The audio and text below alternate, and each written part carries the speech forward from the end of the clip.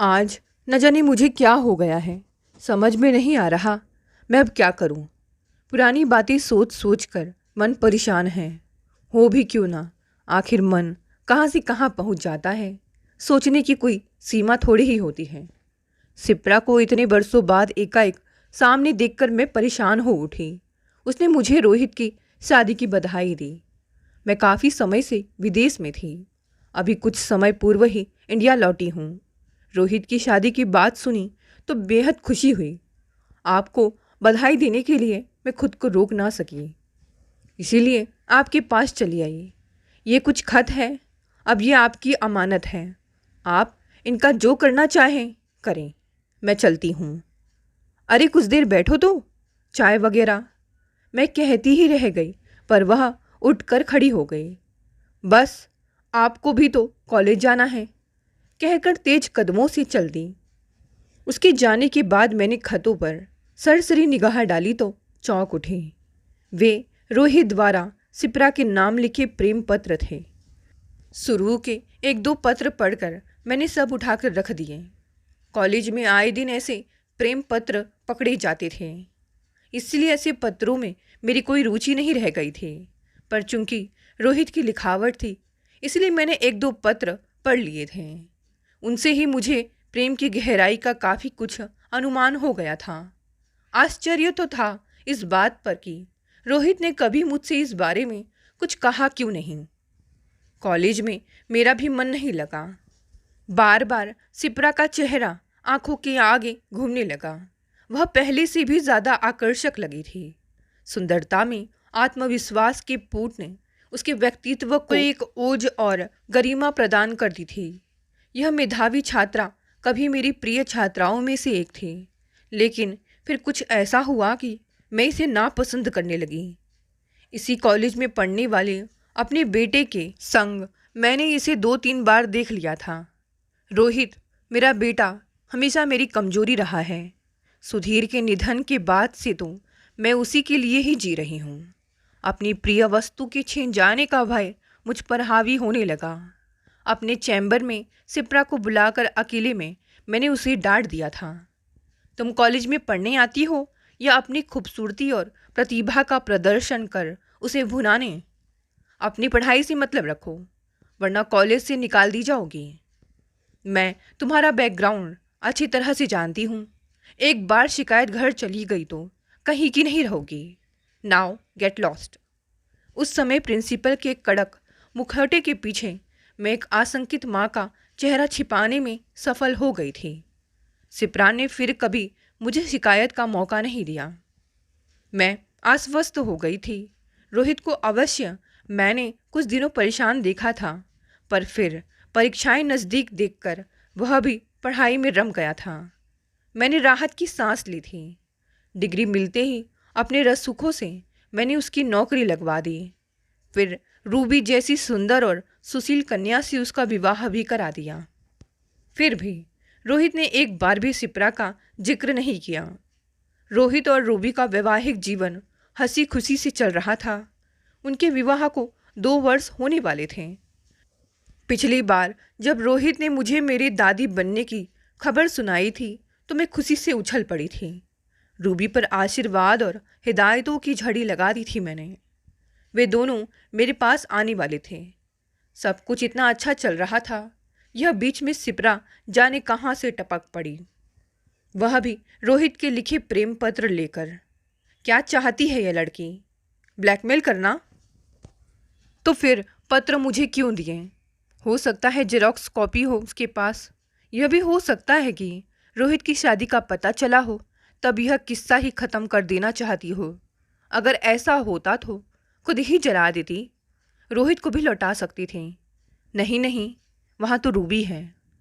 आखिर उसका मंतव्य क्या हो सकता है? शायद मेरी निगाहों में खुद को बेकसूर साबित करना चाहती हो कि आपका बेटा मुझे प्यार करता था और खत लिखता था। मेरा कोई कसूर नहीं था। प्रश्नों की गूंज ने मुझे बेचैन कर दिया था। कभी मन करता खतों को जला डालूं, कभी मन करता इन्हें रोहित को दिखाकर पूछूं कि इनमें कितनी सच्चाई थी। यदि उसका प्यार सच्चा था तो उसने उसका इस तरह गला क्यों घोटा? मेरे सभी प्रश्नों का जवाब रोहित ही दे सकता था। फ़ोन पर पूछना संभव नहीं था। मैं उसके आने की राह देखने लगी। रोहित आया, मगर मुझे उसे खत दिखाने और बात करने का मौका नहीं मिल रहा था, जबकि उनके लौटने के दिन नज़दीक आते जा रहे थे। मुझे बहू के लिए साड़ी और कुछ सामान खरीदने थे। रोहित से कहा तो उसने हाथ खींच लिए। माँ, यह काम मेरी बस का नहीं है, आप दोनों हो आइए, मैं तब तक अपना कुछ काम कर लेता हूँ। मुझे उसकी बात ठीक लगी। लौटते वक्त मैंने अचानक गाड़ी रुकवाई। रूबी बेटी, मुझे यहीं उतार दो, मैं रिक्शा करके घर चली जाती हूँ और खाने वगैरह की तैयारी कर लेती हूँ। तब तक नत्थू की दुकान से अपनी पसंद की मिठाई, नमकीन बंधवा लाओ और हाँ, थोड़े फल भी ले आना। रूबी ने मुझे उतार कर गाड़ी घुमा ली। मैं घर आई तो रोहित चौंक पड़ा। क्या हुआ माँ, तुम अकेली कैसे आई? तबीयत तो ठीक है ना? रूबी कहाँ है? आ रही है, नुक्कड़ से मिठाई लेकर। मुझे तुमसे अकेले में कुछ ज़रूरी बात करनी थी, कहकर मैं जल्दी जल्दी जाकर अपने अलमारी से कपड़ों की तरह के नीचे दबे खत ले आई और रोहित के सामने रख दिए। पत्र देखकर वह सकपका गया। ये आपके पास कैसे आए? उसने साहस करके पूछा। जाहिर सी बात है, सिप्रा देकर गई है। बहुत प्यार करते थे ना तुम उससे?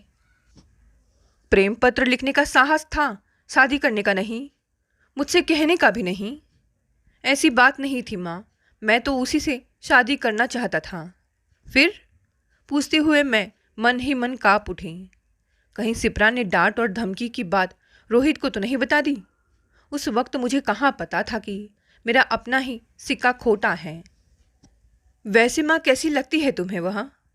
रोहित अब तक सामान्य हो चला था, पर अब चौंकने की बारी मेरी थी। क्या मतलब है तुम्हारा?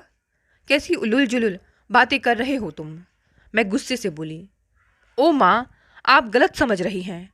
खैर, आपका भी दोष नहीं है। मैं आपको शुरू से सारी बातें बताता हूँ। मैं कॉलेज के दिनों से ही सिप्रा को पसंद करने लगा था, लेकिन वह मेरे बारे में क्या सोचती है यह नहीं जान पाया। मैंने उसे खत लिखे, पर उसने कोई जवाब नहीं दिया। मुझे उसकी आंखों में अपने लिए प्यार नज़र आता था, लेकिन न जाने क्यों वह मुझसे कतराती थी। फिर मुझे समझ आया, वह आपसे यानी अपनी प्रिंसिपल से खौफ खाती थी, इसीलिए उनके बेटे से प्यार करने की ज़रूरत नहीं कर पा रही थी। मैं अकेले में उससे मिला, समझाया कि माँ से डरने की ज़रूरत नहीं है, हम वक्त आने पर अपने प्यार का इजहार करेंगे और वे शादी के लिए मान जाएंगी। वह कुछ आश्वस्त हुई थी, पर फिर न जाने क्या हुआ, उसने अचानक मुझसे मिलना बंद कर दिया। सामने भी पड़ जाती तो कतरा कर निकल जाती। मैं परेशान हो उठा। आखिर एक दिन मैंने उसे पकड़ लिया, इस कल्पना से कि उसने मेरे खिलाफ सब उगल दिया होगा। मेरा सर्वांग काँप उठा। जल्दी कर, रूबी आती होगी।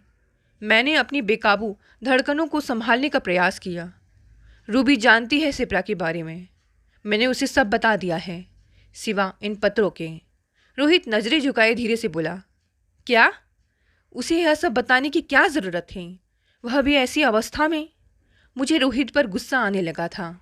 यह एक के बाद एक नादानियाँ किए जा रहा था। इसे क्या व्यवहारिकता की जरा भी समझ नहीं? ज़रूरत थी माँ, और वह बहुत खुश है सिप्रा के बारे में जानकर।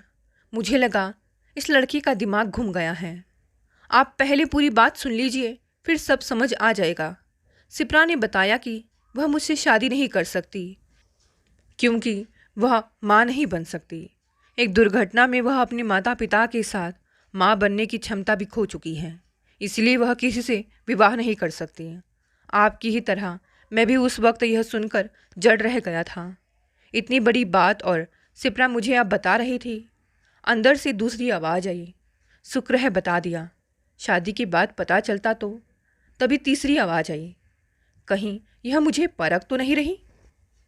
मुझे असमंजस में खड़ा देख सिप्रा आगे बोली कि इस स्थिति में तुम क्या, कोई भी लड़का मुझसे विवाह नहीं करेगा।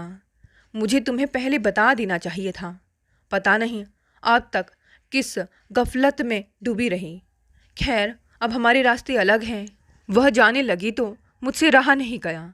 मैंने आगे बढ़कर उसका हाथ थाम लिया। नहीं सिप्रा, मुझे छोड़कर मत जाओ, मैं नहीं रह पाऊंगा। हम बच्चा गोद ले लेंगे। मैंने तमक कर रोहित को देखा, लेकिन इस वक्त उस पर मेरा रौब, खौफ, प्यार सब बेअसर था। वह सिप्रा के ख्यालों में ही खोया हुआ था।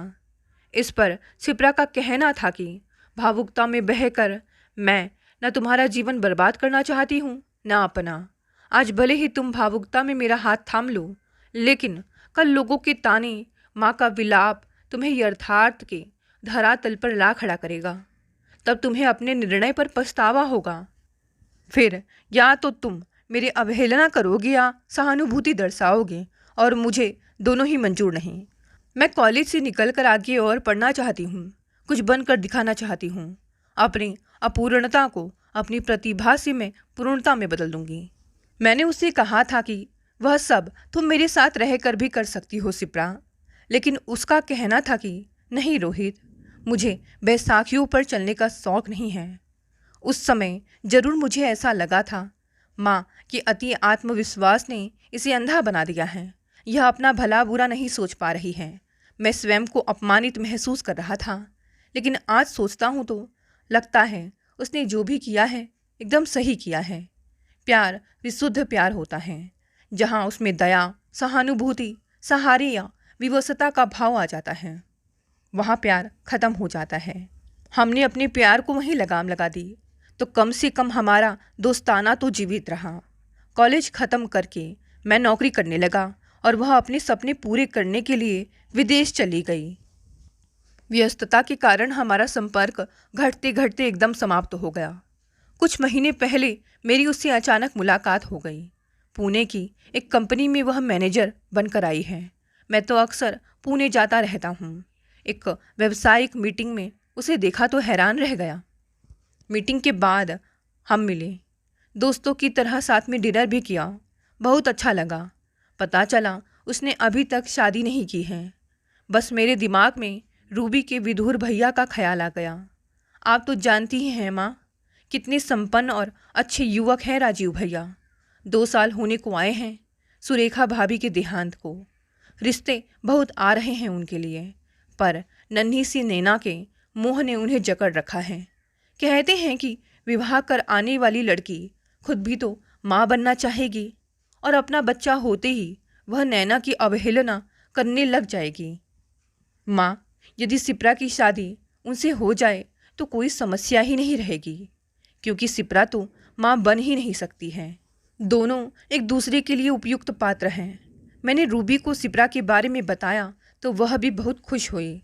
माँ, सिप्रा की कमी उसकी गृहस्थी बसाने में उसकी खूबी बन जाएगी। रोहित बेहद उत्साहित हो चला था। तुमने सिप्रा से बात की? मैं अब भी सशंकित थी। हाँ माँ, उसने इतनी अच्छी दोस्ती निभाई तो अब उसका घर बसाना मेरा फर्ज बनता है। मैं सिप्रा से मिला और उसके सामने सारी बात स्पष्ट खोल कर रख दी। वह मान गई। मुझे अब भी विश्वास नहीं हो रहा था। नहीं माँ, सिप्रा इतनी आसानी से मानने वालों में नहीं है। मैं जानता था वह नाराज हो गई थी। मैं क्यों उसे अपनी ज़िंदगी जीने नहीं देता, लेकिन मैंने भी कच्ची गोलियां नहीं खेली हैं। मैंने अपनी दोस्ती का वास्ता दिया, जिंदगी की व्यवहारिकता समझाई कि इतनी पहाड़ सी जिंदगी बिना किसी सहारे के नहीं बिताई जा सकती। विशेषकर जीवन के संध्या काल में जीवन साथी की कमी तुम्हें अवश्य खलेगी। तुम आर्थिक रूप से सक्षम हो, अपने पैरों पर खड़ी हो, जब चाहो उचित ना लगने पर संबंध तोड़ सकती हो। इस रिश्ते में तो कोई दया सहानुभूति वाली बात भी नहीं है। राजीव भैया तुम्हारा सहारा बनेंगे तो तुम उनका सहारा बनोगी। 2 अपूर्ण मिलकर पूर्ण हो जाएंगे। तुमने मुझे यथार्थ के धरातल पर खड़ा करके सोचने के लिए मजबूर किया था। आज मैं तुमसे उसी यथार्थ के धरातल पर खड़ा होकर सोचने की प्रार्थना कर रहा हूँ। क्या तुम मेरी दोस्ती का इतना भी मान नहीं रखोगी? मेरे इतने अनुनय विनय पर उसने कहा कि वह सोचकर जवाब देगी। यह पत्र लौटाना शायद यही इंगित करता है कि वह अतीत भुलाकर एक नई जिंदगी शुरू करने के लिए अपने आप को तैयार कर रही है। पर उसने यह पत्र आपको क्यों लौटाए, ये मेरी समझ में नहीं आ रहा है। आप छोड़ो ना, मैंने पत्र समेटते हुए बात समाप्त करनी चाहिए। मैं नहीं चाहती थी कि गड़े मुर्दे उखड़े और वो मेरा कठोर एक तरफा रूप रोहित के सामने आए। मैं तो खत जला दूंगी। सिप्रा का अतीत यही खत्म। अब वह आराम से एक नई जिंदगी की शुरुआत करेगी। हाँ माँ, काश ऐसा ही हो। रोहित के चेहरे पर प्रसन्नता की रेखा खींच गई। उसने सामने रखे खतों पर कोई दिलचस्पी नहीं दिखाई। मैं समझ गई कि सिप्रा का अध्याय इसकी जिंदगी की किताब से निकल चुका है। रूबी लौट आई थी। रोहित और रूबी लौट गए। मैं सिप्रा की खत अलमारी से जलाने के लिए निकाल लाई। मैं अच्छी तरह समझ सकती हूँ कि यह खत वह मुझे क्यों दे गई है। मैंने उसके चरित्र पर आक्षेप लगाते हुए उसे कॉलेज से निकालने की जो धमकी दी थी, उससे वह उस समय भले ही डर गई हो, पर वह अपमान उसे हमेशा कचोटता रहा होगा। शायद अपनी बेगुनाही का सबूत देने ही वह यहाँ आई थी। मुझे अपने सभी प्रश्नों का जवाब मिल गया था, इसीलिए इन पत्रों को जला देना ही उचित था। मोमबत्ती की लौ में एक के बाद एक पत्र की होली जल रही थी। मेरे मस्तिष्क में विचारों का अंधड़ चल रहा था। मुझे शर्मिंदा करने आई थी यह लड़की, पर गुनहगार तो तुम हो सिप्रा वर्मा। अपूर्ण होते हुए भी तुमने प्यार करने का साहस कैसे किया, वह भी मेरे बेटे से। इन पत्रों को तुमने अब तक संभाल कर रखा था, इसीलिए ना कि तुम रोहित से प्यार करती थी। अंतिम पत्र हाथ में लेते वक्त मुझे कुछ अजीब सा लगा। यह अन्य पत्रों के लिफाफों से अलग किस्म का लिफाफा था। मैंने उसे मोमबत्ती की लौ से छुआ तो दिया, लेकिन पते पर नाम पढ़ते ही मुझे करंट सा लगा। यह तो मेरे नाम था। तुरंत मैंने आग बुझाई। शुक्र है लिफाफा ही जला था। कांपते हाथों से मैंने अंदर से खत निकाला। पत्र मुझे संबोधित था। डियर मैडम, सुना था वक्त के साथ इंसान के जख्म भर जाते हैं, किंतु यदि ये जख्म कटु वचनों ने दिए हैं तो युगों का अंतराल भी इन जख्मों को नहीं भर पाता। आप द्वारा दिए जख्म मेरे सीने में अब तक हरे हैं। मैं अपनी गलती मानती हूँ कि मुझे पढ़ाई पर ही ध्यान देना चाहिए था, लेकिन मुझ पर आरोप लगाकर और अपने बेटे से एक बार भी पूछताछ किए बिना आपने जो एक तरफा निर्णय सुना दिया, उससे मेरे दिल में बसी आपकी सम्मानित छवि तार तार हो गई है। प्रिंसिपल की कुर्सी पर एक पूर्वाग्रह ग्रसित माँ को बोलते देख मैं अवाक रह गई थी। चाहती तो यह पत्र मैं आपको अगले दिन ही ला कर दिखा सकती थी, लेकिन क्या फ़ायदा। आपको मुझ पर विश्वास ही कहाँ था। आपने मुझे अपनी सफाई पेश करने का एक मौका भी नहीं दिया। सीधा मुझे चरित्रहीन ठहराते हुए कॉलेज से निकालने की धमकी दे डाली। मामा मामी के पास पल रही मुझ अनाथ के लिए अपमान का घूंट पी जाने के अलावा कोई अन्य चारा ना था। रोहित को कहती तो वह आपके खिलाफ विद्रोह पर उतर आता। माँ बाप के प्यार को तरसती यह अनाथ माँ बेटे के बीच दीवार नहीं बनना चाहती थी। प्यार तो और भी मिल सकता है, माँ नहीं। इसीलिए मैंने एक मनगढ़ंत झूठ बोलकर रोहित से किनारा कर लिया। पत्र थामे मेरे हाथ कांपने लगे थे, पर नज़रें उसी पर टिकी रही। और देखिए, रूबी के रूप में रोहित को दूसरा प्यार भी मिल गया और माँ भी साथ है। मेरा क्या, जिसके खाते में कोई प्यार नहीं लिखा उसे कैसे मिल सकता है। मैं विदेश चली गई। नाम दौलत सब कमा लेने के बावजूद जीवन में एक खालीपन सा महसूस होता रहा। शायद उसे ही भरने इंडिया लौट आई।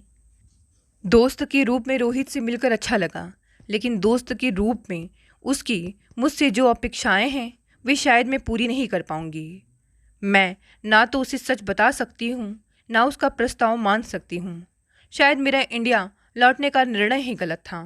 मैं किसी को खुशी नहीं दे सकती, इसीलिए मैं हमेशा हमेशा के लिए विदेश लौट रही हूँ। जाने अनजाने आप लोगों की ज़िंदगी में आने और आप लोगों को दुख पहुँचाने के लिए क्षमा प्रार्थी हूँ। पत्र समाप्त कर मैं देर तक शून्य में आंखें गड़ाए बैठी रही। अहंकार का किला लड़खड़ाकर धाराशायी हो चुका था। मैं रोहित और सिप्रा के सच्चे प्यार को नहीं पहचान पाई। बेटे को उसके प्यार से दूर कर दिया। ना तो मैं एक अच्छी माँ बन पाई, ना ही एक अच्छी प्रिंसिपल। अंधी ममता के वशीभूत एक छात्रा का जीवन बर्बाद करने पर उतर आई और एक तरह से कर ही डाला। सिवा पछताने के अब मैं क्या कर सकती हूँ। दोस्तों, ये छोटी सी कहानी यहीं समाप्त हो गई। चलिए साथ देखते हैं आज की दूसरी कहानी। सुधा तब से परेशान है जब से सुभाष जी ने ऑफिस से 2 महीने की छुट्टी लेकर नैनीताल जाने का मन बनाया था। उसने पति को टोका भी था। सुनिए जी, पूरी जवानी तो हमने घर में ही काट दी, अब भला बुढ़ापे में कहाँ घूमने जाएंगे। अरे भाई, यह किस डॉक्टर ने कहा है कि जवानी में ही घूमना चाहिए, बुढ़ापे में नहीं। सुभाष जी भी तपाक से बोले। सुधा के गिरते स्वास्थ्य को देखकर सुभाष जी बड़े चिंतित थे। उन्होंने कई डॉक्टरों को भी दिखाया था। सभी ने एक ही बात कही थी कि दवा के साथ साथ उन्हें अधिक से अधिक आराम की भी ज़रूरत है। काफ़ी सोच विचार के बाद सुभाष जी ने 2 महीने नैनीताल में रहने का प्रोग्राम बनाया था कि इस बहाने कुछ समय के लिए ही सही शहर के प्रदूषित वातावरण से मुक्ति मिलेगी और घर के झमेलों से दूर रहकर सुधा को आराम भी मिलेगा। सुभाष जी का कोई लंबा चौड़ा परिवार ना था। 2 बेटे थे, दोनों ही इंजीनियर, बड़ी कंपनियों में कार्यरत थे। विवाह के बाद दोनों ने अपने अलग अलग आशियाने बना लिए थे। शायद यह घर उन्हें छोटा लगने लगा था। वैसे भी एक गली के पुराने घर में रहना उनके स्तर के अनुकूल ना था। जब से बेटे अलग हुए तब से ही सुधा का स्वास्थ्य दिन पर दिन गिरता गया। सुधा ने बच्चों को लेकर अनेक सुनहरे सपने बुन रखे थे, पर बच्चों के जीवन में शायद माँ का कोई स्थान ही नहीं था। सुधा इस सदमे को बर्दाश्त नहीं कर पा रही थी। बच्चों के व्यवहार ने सुधा के सारे सपनों को चकनाचूर कर दिया था। महीने में 1-2 बार बच्चे उनसे मिलने आते थे, पर कुछ देर बैठकर औपचारिक बातें करके चले जाते थे। इसी तरह समय बीतता गया। बच्चों से मिलना जुलना अब पहले से भी कम हो गया। इसी बीच वे एक पोते व एक पोती के दादा दादी भी बन गए थे। दोनों बहुएं पढ़े लिखे थे। उन्होंने भी अपने लिए नौकरी ढूंढ ली। अब पहली बार उन्हें अपनी भूल का एहसास हुआ कि उन्हें माँ बाबूजी से अलग घर नहीं बसाना चाहिए था। माँ घर में होती तो बच्चों को संभाल लेती। बड़ी बहू सारिका तो एक दिन बेटे कबीर को लेकर सास के पास पहुंच भी गई। बहू पोते को देखकर सुधा निहाल हो गई। सुधीर नहीं आया? उसने शिकायती लहजे में बहू से पूछा। क्या करूँ माँ जी, उन्हें तो दिन भर ऑफिस के काम से ही फुर्सत नहीं है। कितने दिन से कह रही थी कि माँ बापूजी से मिलने की बड़ी इच्छा है। ऑफिस से जल्दी आ जाना, पर आ ही नहीं पाते हैं। आखिर परेशान होकर मैं अकेली ही कबीर को लेकर आ गई। बहुत अच्छा किया बहू, गदगद स्वर में सुधा बोली और कबीर को खिलाने लगी। माँ जी, आपको यह जानकर खुशी होगी कि मैंने नौकरी कर ली है। हाँ बेटी, बात तो खुशी की ही है। भला हर किसी को नौकरी थोड़ी ही मिलती है। जो नौकरी लायक होता है उसे ही नौकरी मिलती है। मेरी बहू इतनी काबिल है तभी तो उसे नौकरी मिली। सुधा ने खुश होते हुए कहा। पर माँ जी, एक समस्या है। अब कबीर को तो आपको ही संभालना पड़ेगा। मैं चाहती हूँ कि आप और बाबूजी हमारे साथ रहें। इस घर को किराए पर दे देंगे? नहीं बेटी, यह तो संभव नहीं है। इस घर से मेरी बहुत सी यादें जुड़ी हैं। इस घर में मैं ब्याह कराई थी। इसी घर में मेरी गोद भरी थी। इस घर के कोने कोने में मेरे सुधीर और सुनील की किलकारियाँ गूंजती हैं। इसी घर में तुम और रेखा आई और यह घर खुशियों से भर गया। अकेली होने पर यदि यादें मेरा सहारा बनती हैं, इस घर को मैं नहीं छोड़ सकती। सुधा ने साफ मना किया तो सारिका बोली, ठीक है माँ जी, फिर मैं ऑफिस जाते समय कबीर को यहाँ छोड़ जाया करूँगी और लौटते समय ले जाया करूँगी। यह ठीक रहेगा। सुधा ने अपनी सहमति देते हुए कहा। हालांकि उनका स्वास्थ्य ठीक नहीं था, पर वह अपने एकाकी जीवन से बहुत उब चुके थे। अब दिन भर कबीर उसके साथ रहेगा। इस कल्पना मात्र से ही वह खुश थे। जब सुभाष जी को इस बात का पता चला कि दिन भर कबीर की देखभाल सुधा करेगी तो उन्हें यह अच्छा ना लगा। झुंझला कर बोले, जिम्मेदारी लेने से पहले अपना स्वास्थ्य तो देखा होता। दिन भर एक बच्चे को संभालना कोई आसान काम है? अपने बच्चे हैं, अपने बच्चों के हम ही काम नहीं आएंगे तो कौन आएगा? सुधा ने समझाने की कोशिश करते हुए कहा। कबीर यहाँ रहेगा तो क्या मुझे अच्छा नहीं लगेगा? मुझे भी अच्छा लगेगा, पर मुझे दुख तो इस बात का है कि तुम्हारे ये स्वार्थी बच्चे काम पढ़ने पर तो अपने बन जाते हैं, पर काम निकलते ही पराये हो जाते हैं। सुभाष जी बोले तो सुधा ने चुप रहने में ही भलाई समझी। जैसे ही छोटी बहू रेखा को पता चला कि कबीर दिन भर माँ जी के पास रहा करेगा, वैसे ही उसने भी अपनी बेटी सालू को वहाँ छोड़ने का निर्णय ले लिया। 2 दिनों बाद से ही कबीर और सालू पूरा दिन अपनी दादी के साथ बिताने लगे।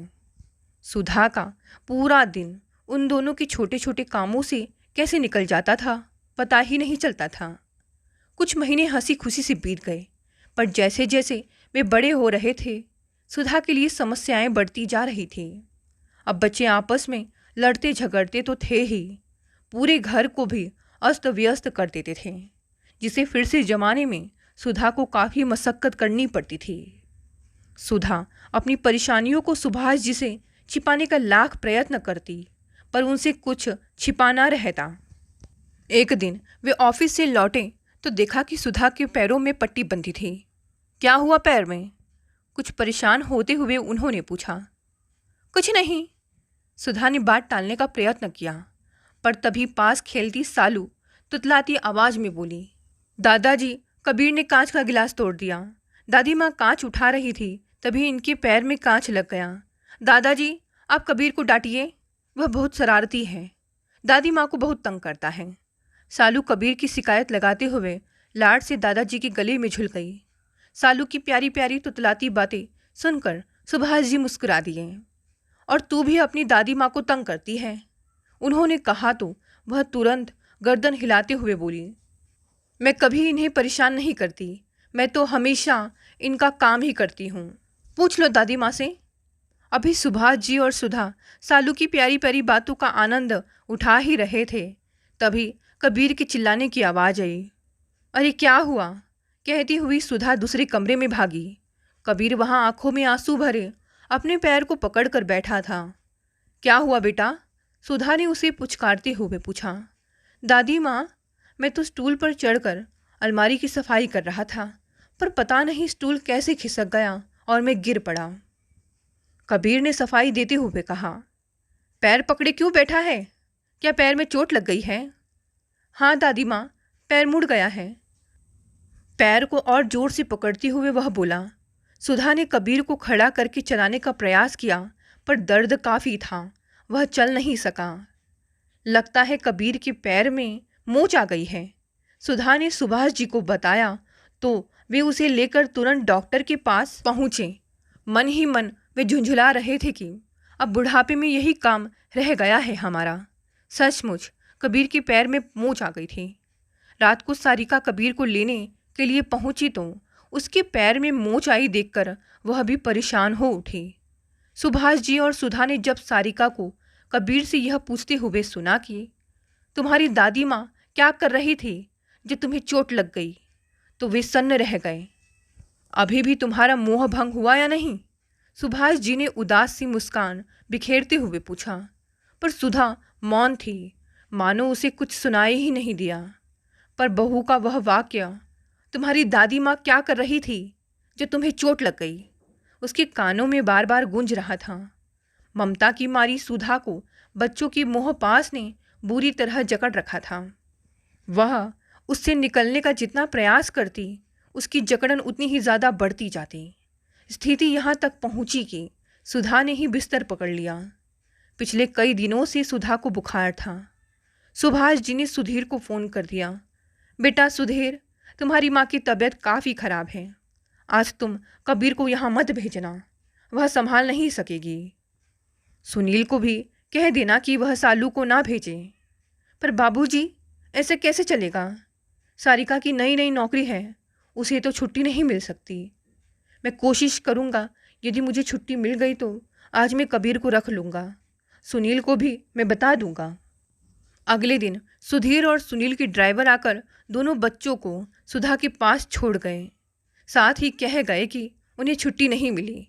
मजबूर होकर सुभाष जी ने छुट्टी ली और दोनों बच्चों की देखभाल की। दिन भर उनकी शरारतों से वे परेशान हो गए। शाम के समय जब सुधा की तबीयत कुछ संभली, तब सुभाष जी ने उसे फिर समझाया। देख लिया अपने बच्चों को, तुम उनके बच्चे पालने में दिन भर खटती रहती हो और तुम्हारी दोनों में से एक बहू से भी यह नहीं हुआ कि एक दिन की छुट्टी लेकर तुम्हारी देखभाल कर लेती। क्या करें, उनकी भी कोई मजबूरी होगी, कहकर सुधा ने करवट बदली। रात को दोनों बेटे बच्चों को लेने आए। जितनी देर वे वहाँ बैठे अपनी सफाई पेश करते रहे। माँ सारिका के ऑफिस में आज बाहर से कोई पार्टी आई हुई थी, इसीलिए उसे छुट्टी नहीं मिली और मुझे भी ज़रूरी मीटिंग अटेंड करनी थी। सुधीर ने कहा तो सुनील भी कैसे चुप रहे था। बोला, माँ रेखा ने भी छुट्टी लेने की बहुत कोशिश की, पर उसके कॉलेज में आजकल परीक्षाएं चल रही हैं और मैं तो अभी शाम को ही टूर से लौटा हूँ। सुभाष जी यह अच्छी तरह समझ गए थे कि यहाँ रहकर सुधा को आराम नहीं मिलेगा। उनके स्वार्थी बेटे और बहुएं उसकी ममता का नाजायज़ फ़ायदा उठाते रहेंगे। इसीलिए उन्होंने कुछ समय के लिए घर से बाहर जाने की सोची थी। सुधा सोच रही थी कि यदि वे नैनीताल चले जाएंगे तो कबीर और सालू की देखभाल कौन करेगा। उसने अपने मन की बात सुभाष जी से कही तो वह भड़क उठे। अरे, जिनके अपने शहर में नहीं रहते उनके बच्चे क्या नहीं पलते? तुम्हारे बेटे बहू इतना कमाते हैं, क्या बच्चों के लिए नौकर नहीं रख सकते? क्या इस शहर में शिशु गृहों की कमी है? तुमने उनके बच्चों की जिम्मेदारी ले रखी है क्या? उन्हें अपने आप संभालने दो अपने बच्चों को। जब सुधीर और सुनील को मालूम हुआ कि माँ और बाबूजी नैनीताल जा रहे हैं तो वे परेशान हो उठे। माँ जी, 2 महीने बाद मेरे कॉलेज में छुट्टियाँ हो जाएंगी, आप तब चली जाना नैनीताल। यदि आप चली गई तो बच्चों को कौन संभालेगा? रेखा ने अपनी परेशानी बताते हुए सुधा से कहा। सुधा क्या उत्तर देती, वह तो स्वयं परेशान थी। तभी पास बैठे सुभाष जी बोले, बेटी यदि हम नैनीताल नहीं जाएंगे तब भी तुम्हारी सास की तबीयत ऐसी नहीं है कि वह 2 बच्चों को संभाल सके। यह भला किसका सहारा बनेगी? इसे तो स्वयं सहारे की ज़रूरत है। बाबूजी की बात सुनकर सब चुप थे। पहली बार उन्हें एहसास हो रहा था कि उन्हें माँ बाबूजी की कितनी ज़रूरत थी। सुभाष जी और सुधा नैनीताल के लिए रवाना हो गए। सुधा उदास थी, सुभाष जी भी खुश ना थे। उनके सामने अपने बच्चों के परेशान चेहरे घूम रहे थे। सुभाष जी को उदास देखकर सुधा ने कहा, आप उदास क्यों हैं? आपको खुश होना चाहिए, हम नैनीताल जा रहे हैं। तुम क्या सोचती हो कि बच्चों को परेशान देखकर मुझे अच्छा लगता है? पर मैं ये नहीं चाहता कि बच्चे हमारे प्यार का गलत फ़ायदा उठाएं। इसके लिए उन्हें सबक देना ज़रूरी है और इसके लिए कठोर भी होना पड़े तो झिझकना नहीं चाहिए। सुभाष जी की बात सुनकर सुधा संतुष्ट थी। उसके चारों ओर घिरे उदासी के बादल छटने लगे थे। वह समझ गई थी कि इस मोहपास में जकड़कर वह माँ का कर्तव्य पूरा नहीं कर पाएगी। आज पहली बार उसे अनुभव हुआ कि जिस मोहपास में वह अब तक घिरी थी उसकी जकड़न स्वतः ही ढीली हो गई थी। दोस्तों, ये कहानी यहीं समाप्त हो गई। कहानी पसंद आई तो इसे लाइक शेयर कमेंट करें। नए हैं तो चैनल को भी सब्सक्राइब कर लें। धन्यवाद दोस्तों, मिलते हैं अगली नई कहानी से।